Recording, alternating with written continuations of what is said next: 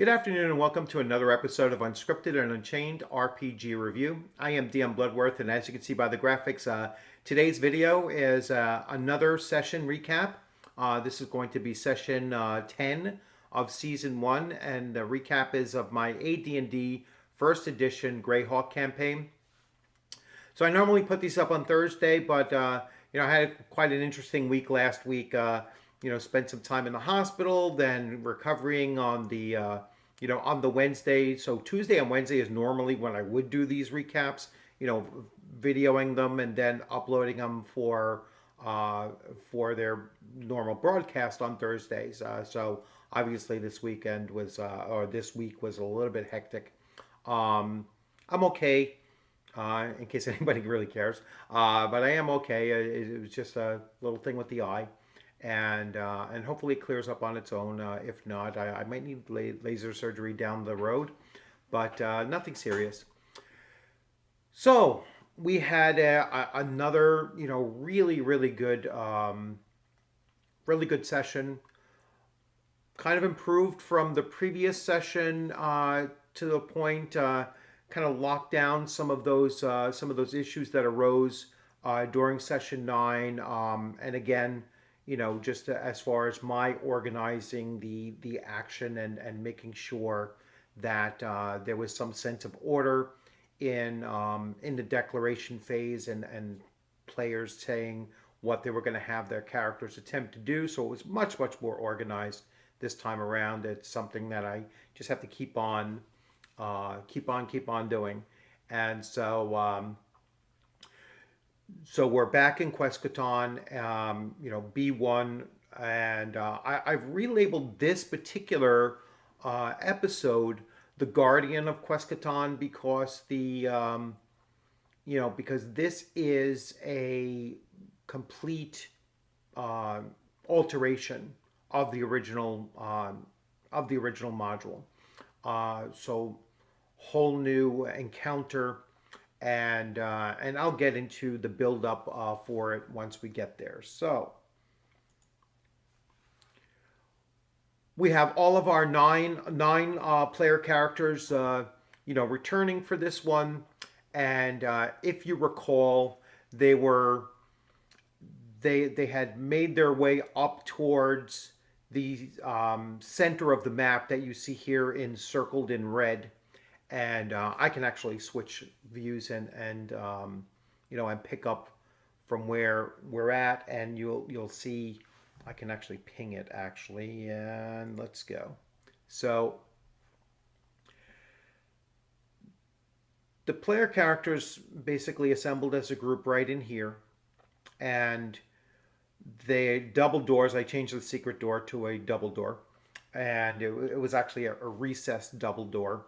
And they had already cleared the spikes away that were keeping the door, because the door was an outward swinging door, and something was locked in there by the newer occupants of Quescaton. So that included hobgoblins, troglodytes, and potentially this druid sect that. That is possibly like either an evil druid sect, or it's just that their view on things would be perceived as evil by others, and not very good intent towards others, particularly demi-humans, as far as they can tell, and especially half-elves, which they had a real disliking for. At least in this one druid that they did encounter.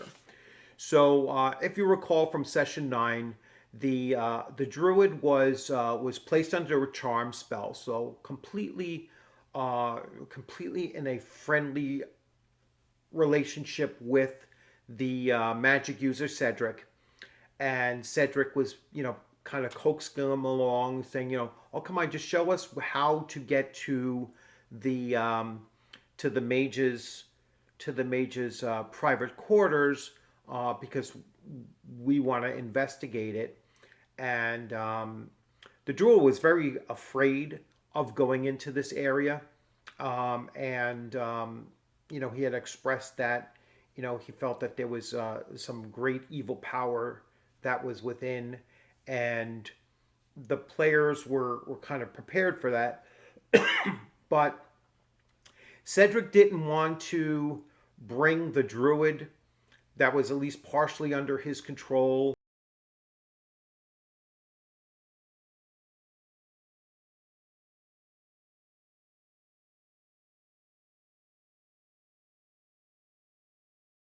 This room, room 11, because they had spent the night in there about 2 weeks ago in game time, that they knew this was there, and so they were like, well, we'll just put the druid, deposit the druid here. Originally, Cedric, the magic user, was going to place him in this space here, and he was going to stay with him. But the rest of the party convinced him, no, why, you don't need to babysit him. Put him in this room down over here, and then we will enter in because we need a magic user potentially for this encounter. They knew that they were going to engage the guardian in some way. They heard enough about this creature or being or person that they knew that they wanted everybody prepared to combat this creature. The paladin, if you recall, was still somewhat immobilized from having gone into negative hit point range, and even though he's been fully healed during this time frame, they still wanted to keep him close by, and he still wanted to be close by to the action so that he could see what was going on and at least continue to bring his paladin innate abilities of the protection or blessing, where everyone would get a +1 to their saving throws and a +1 to attack rolls. And so he wanted to be present. So what they decided to do was they actually cast an invisibility spell on the paladin to make it so that if they did bring him into the space, he would be protected also by the fact that he'd be invisible to and it was an invisibility to undead because they were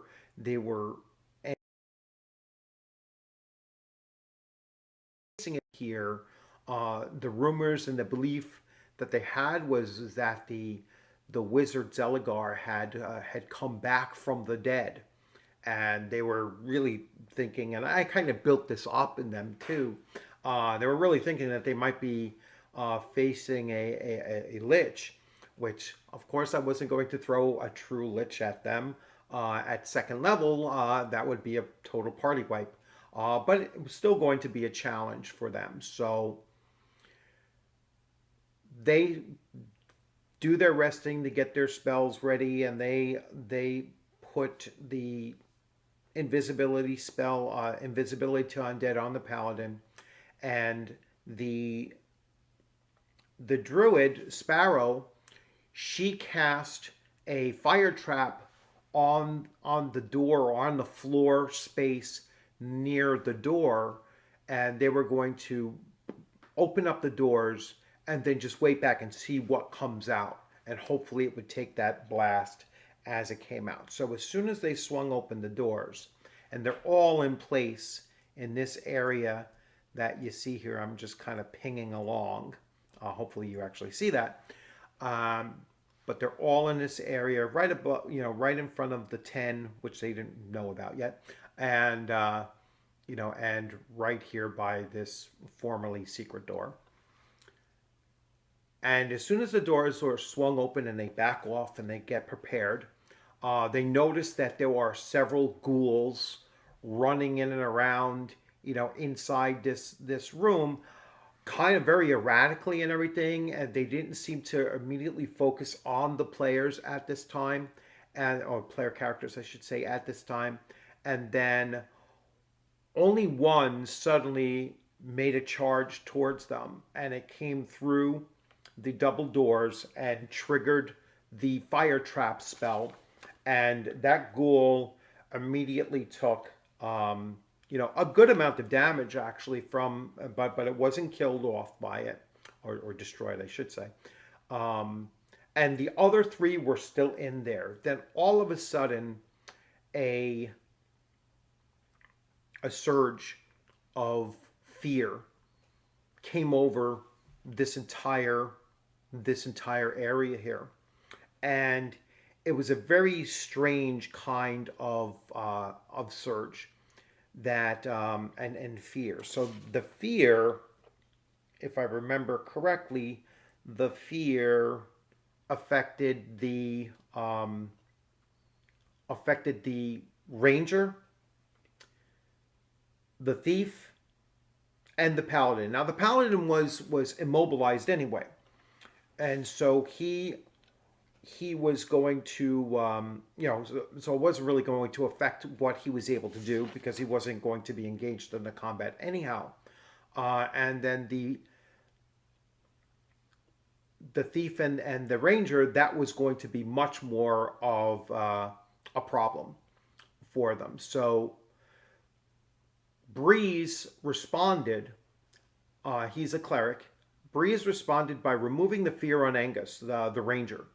And so he used his spell to cure Angus of his fear.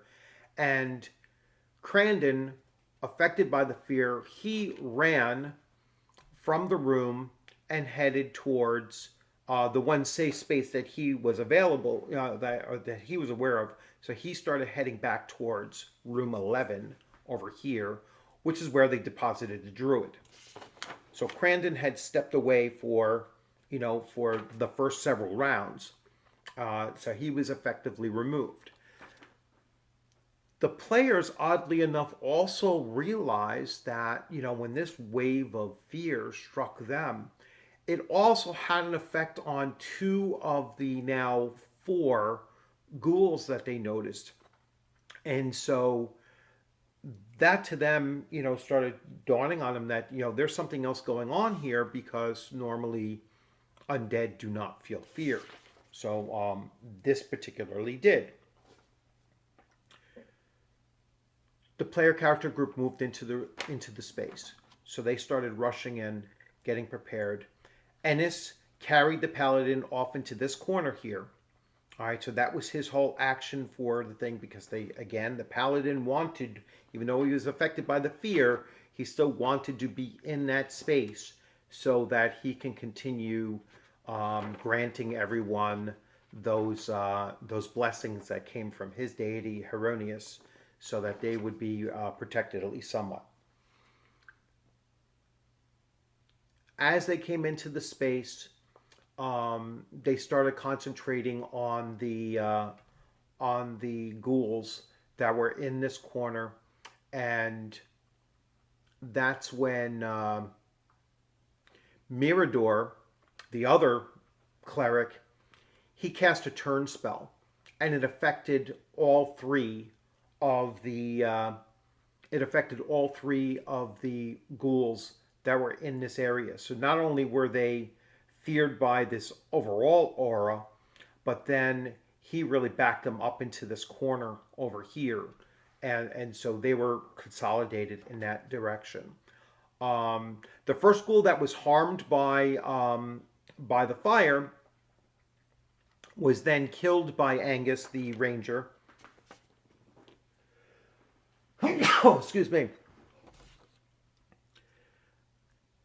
And after that first round of action was all run through, that's when this door here kind of blasts open, and out comes this figure that, really made them, nervous about it, because by all descriptions, the best thing that it could be described as is a skeletal magic user. It came out with these long flowing robes and a staff that was giving off like an electrical charge from it. These ruby, actual gemstone glowing eyes sunk into its skull, and even though it mouthed like it was screaming, no sound came from it, and that was its entrance into this first round. Um, it had already done its action of casting the fear spell, and then it came into the room. So in the second round, Angus the ranger immediately fired off two of his arrows into this creature. And I'll say right now, it's kind of like a modified bone golem. So still a 9 hit die creature, but not all of the actual parameters and such of a typical bone golem. This one did have some spell casting ability, and so that's something that was going to become a challenge for the group. So Cedric fires his arrows. He hits Amalric. Or actually, I should say Cedric, the magic user, and Breeze, the cleric. They both throw their bottles of holy water that they had, and neither of them actually hit the neither of them actually hit the what they thought was a lich, and um, it didn't seem to take any, like, they asked, well, did it avoid the puddle? Did it get any kind of splatter on it or whatever? And they really couldn't tell. They did miss that badly. The combat continues, and Mirador in that same round then attacks with his mace.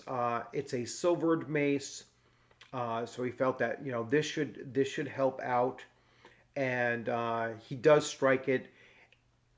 They realized that their edged weapons and their piercing weapons, such as arrows and such, were not doing the maximum amount of damage or suitable amount of damage. So they knew that they had to use blunt weapons on this creature, and potentially silver would be sufficient. Sparrow, the druid, fired her sling bullets, at it, hitting it, doing some damage as well. At one point, it seemed to have cast a spell in which some of its bone structure had actually become mended. All right, and so they believe that it actually healed itself.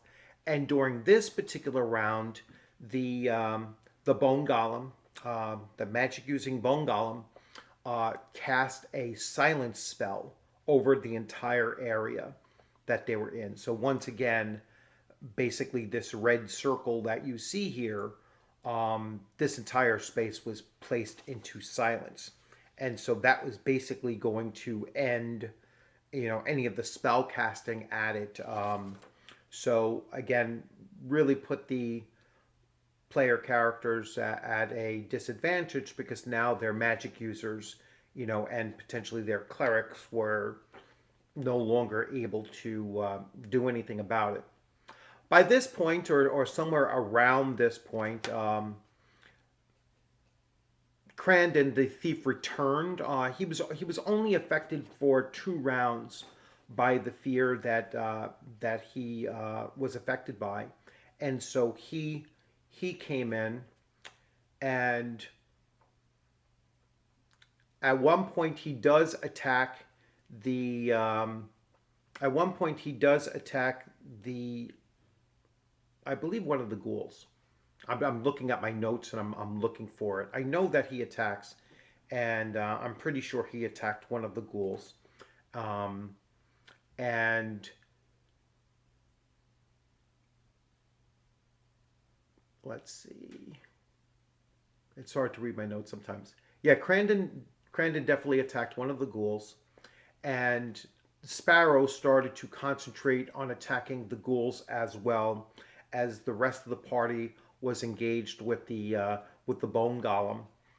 At this point, Angus fires uh, two more arrows into the bone golem, and Breeze, the cleric, manages to finish off the bone golem. So this whole combat took about, at this point, about 3 to 4 rounds of combat, and that might not seem like it's a lot, but with 9 player characters, all of them in a very concerted effort, it becomes a, they tend to match up with challenges, fairly quickly and effectively. But then the ghouls were released from their fear. Plus, they had taken some damage from Sparrow, who cast a produce fire, and so she was hitting them with these small blasts of fire, and that took the fear out of them, and they started now turning their attention to attacking. So one of the first ones attacked Mirador and hit him 3 times. So Mirador's a cleric. It hit him 3 times for a total of 8 points of damage, which was actually quite a good chunk on him. And fortunately, he was not affected by the paralysis that would normally come with the ghouls. So he managed to avoid that, and he was going to spend that particular turn, his action, healing himself up. The other ghoul actually hit Sparrow, and it gave her a pretty nasty hit as well, where she took up to 6 hit points of damage, which is a pretty good chunk of her hit points. And that's when the rest of the party started focusing on finishing off the remaining ghouls. And Amalric attacks, and I believe this is when Crandon actually got his attack in as well. And Angus, of course, fired off his arrows into the ghouls, and they eventually took down these ghouls. So overall, I believe it took about 6 rounds to run this particular combat. 2 of its players took some significant damage. If they were a little bit less lucky in some of the action, it could have certainly turned a different way. The bone golem actually had to resort to casting some spells rather than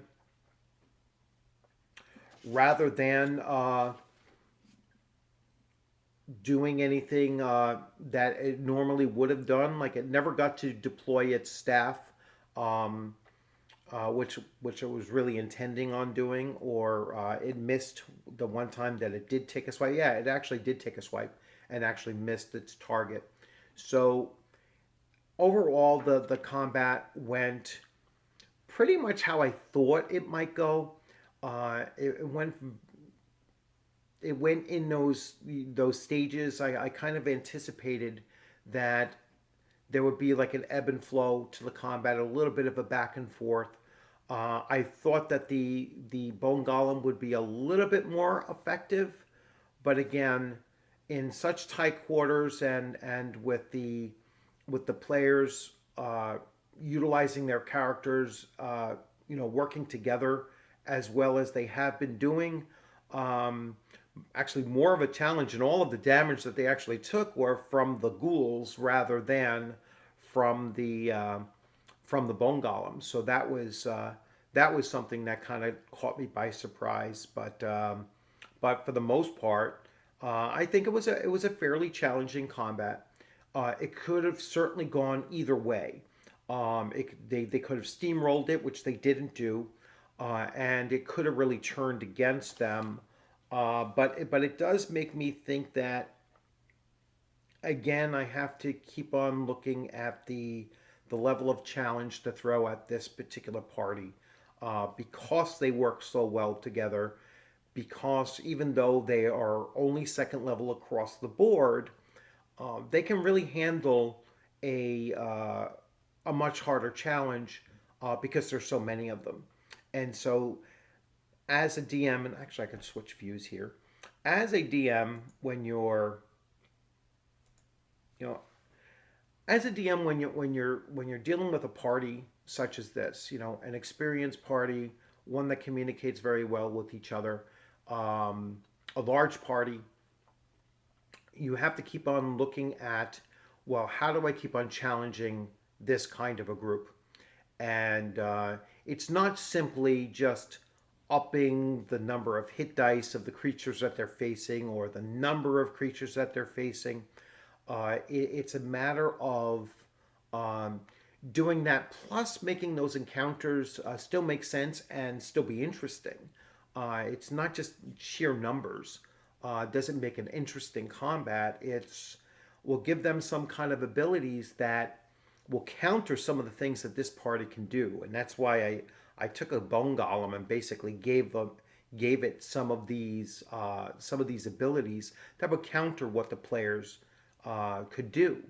And so, as I was devising this, that was my thought pattern behind it, was that, you know make it interesting, try to sow the seeds of fear into them as well, because this whole time they thought, oh my gosh, she's actually going to throw a lich at us, and we're going to, have to combat this thing.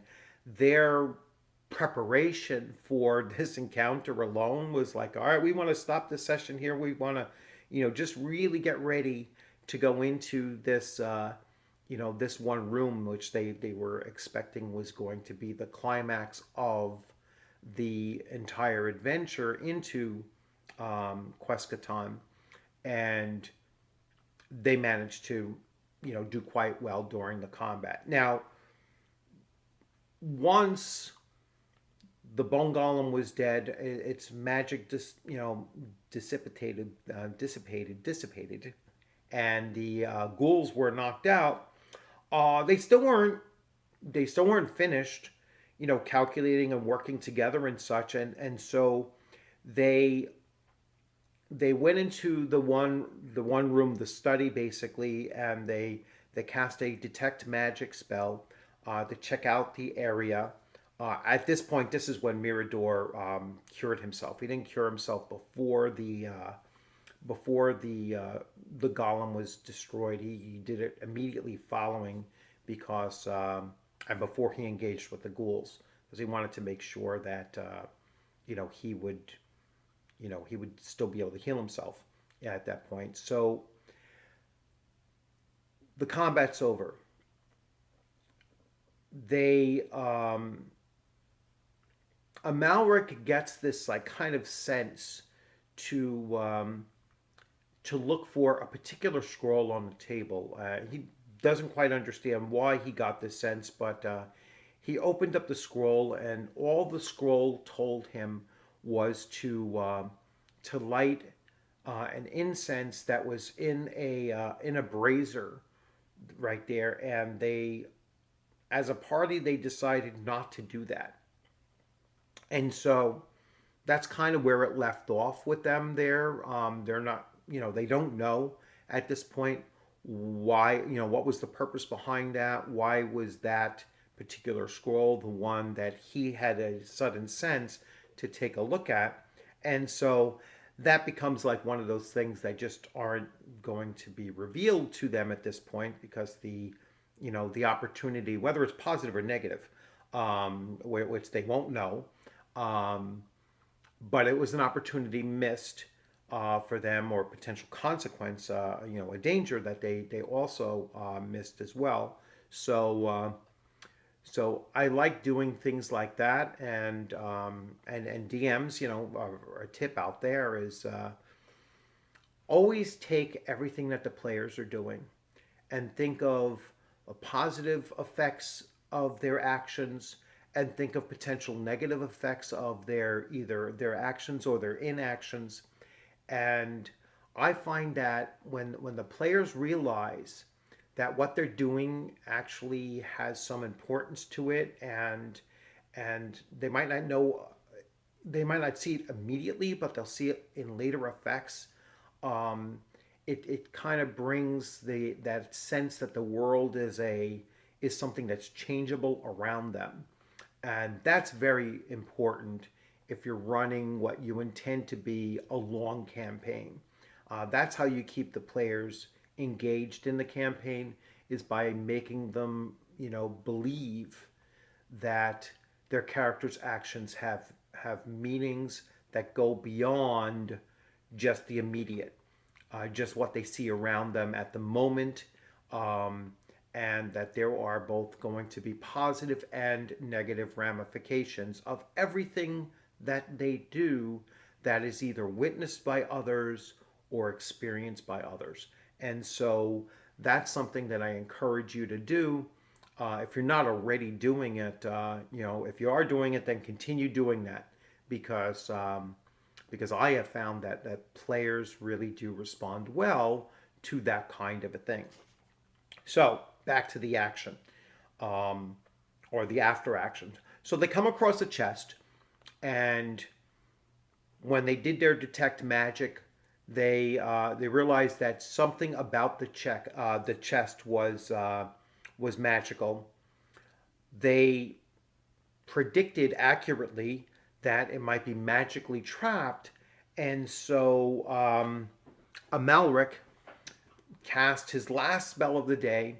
They set the chest off in the hallway, actually, and then because they didn't want, if it was going to blow up, which they accurately determined that it would, um, they didn't want it to blow up inside the study, because they knew that they wanted to look through the books and everything, because they were looking for the wizard's journal. And so they put it in the hallway, and Amalric cast his last spell, his unseen servant, who then triggered the trap, and it was a fire trap that blasted the unseen servant. The unseen servant actually wasn't destroyed by it, but it was certainly harmed by it. And then that allowed um, oh, I should have mentioned that Sparrow actually cast the detect spell on it, and she detected the fire trap. Then Crandon stepped in, and he expertly, very good roll, expertly the um, unlocked the treasure chest, and there they had a nice dash of about 3,000 gold and um, 4 gems of unknown value. So that was stored in there. And then they found a series of books. They found a spell book, a kind of a lower level spell book.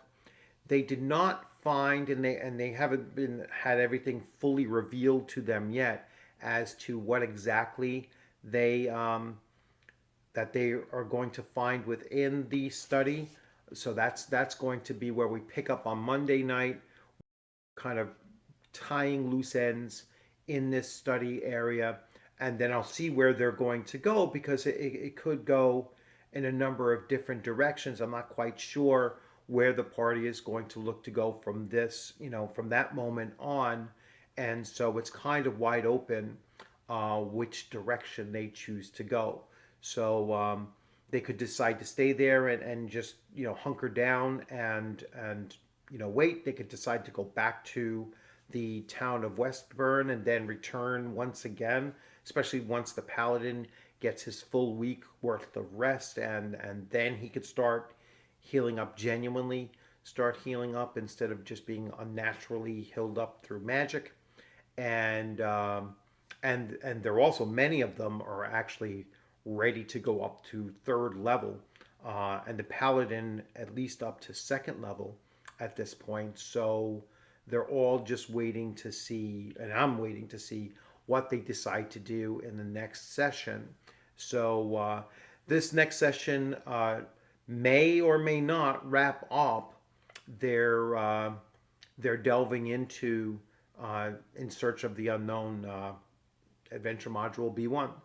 And if they continue to move on throughout the rest of the complex and and see how they, how they handle those encounters, or they may decide to do something else. So we'll see where that goes. So again, I'll come back to the beginning. So another great session.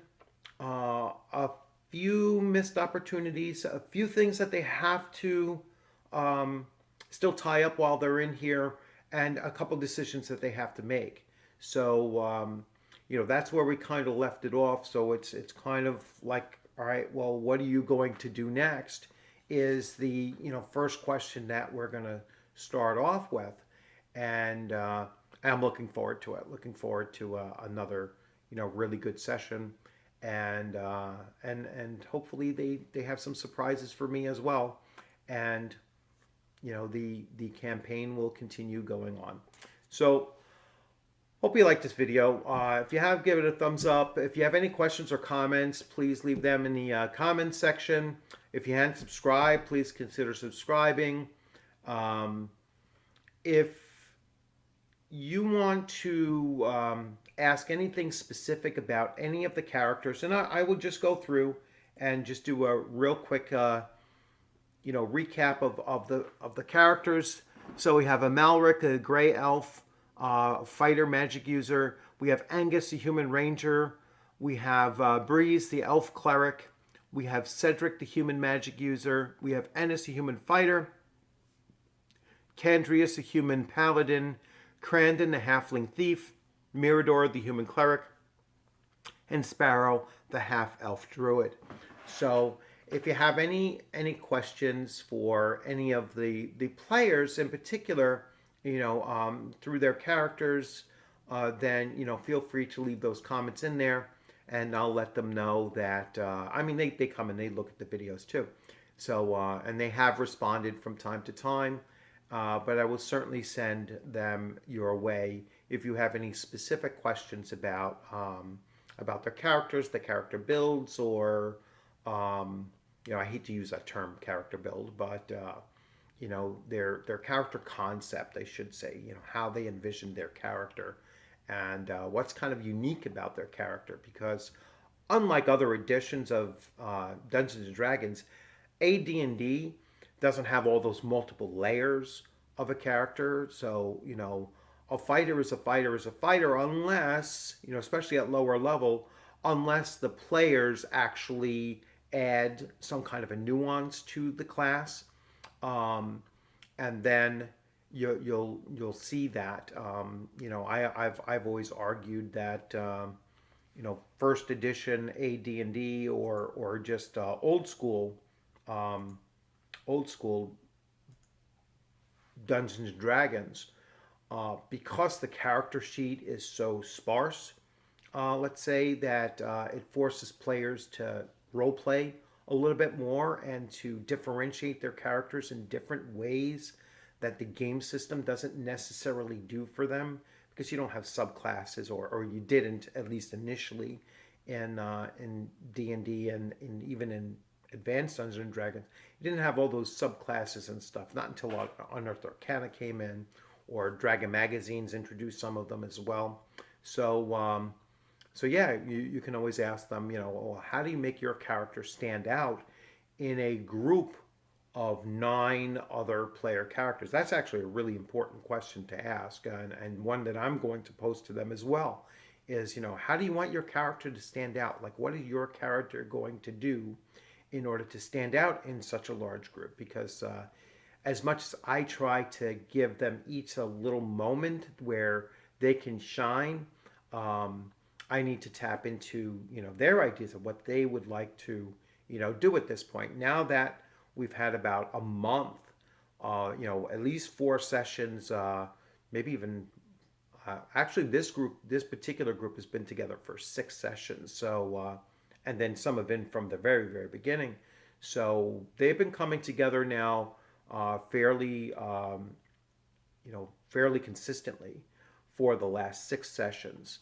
And so at this point now, I as a DM feel confident that I can start asking them, all right, where do you want to move some of this storyline based on your characters, goals and desires to, what they're looking to do in their adventuring career. And that's where, like I said, our next session could take us in a number of different directions. And so I'm just waiting to, discover that myself. So again, thanks for joining. Hope you liked this video. Stay safe out there. Enjoy the rest of your weekend. And I look forward to seeing you on a gaming screen sometime soon. You have a great afternoon.